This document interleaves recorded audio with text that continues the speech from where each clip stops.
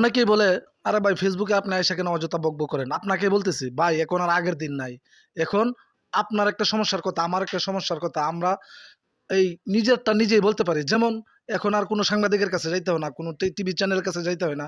আমরা নিজেই সাংবাদিক, নিজেই আমরা টিভি চ্যানেল। যে যেটা করতেছি সেটা এখন প্রচার করতেছি। আপনার হাতে একটা মোবাইল আছে, আপনি নিজেই সাংবাদিক। ওনাকে দিয়ে একটা উদাহরণ দেই। উনি কাপড় বিক্রি করে, কাপড়ের একটা দোকান আছে বা কয়েকটা দোকান আছে উনার।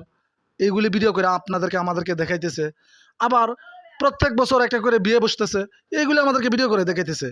এটা তো সব ফেসবুকের অবদান। আমাদের প্রত্যেকের হাতে একটা করে ফোন আছে। আমরা যেইটা যেইখানে করতেছি, বিয়ে করতেছি, কাপড় বিক্রি করতেছি, যে যেইটা করতেছি এটা আপলোড দিয়ে ছেড়ে দিতেছি বা দেখাইতেছি। আমরা এখন বুড়া জামাইয়ের কাছে যাইতেছি না জোয়ান জামাইয়ের কাছে যাইতেছি, এটা দেখাইতেছি।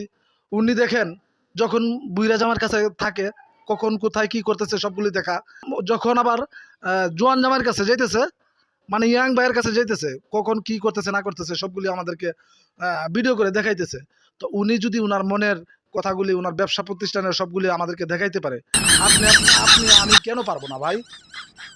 আর আমাকে যে আপনি গালি দেন, গালি দিলে দিতে পারবেন, আমি আপনাকে রিপ্লাই করব না, কিচ্ছু বলবো না।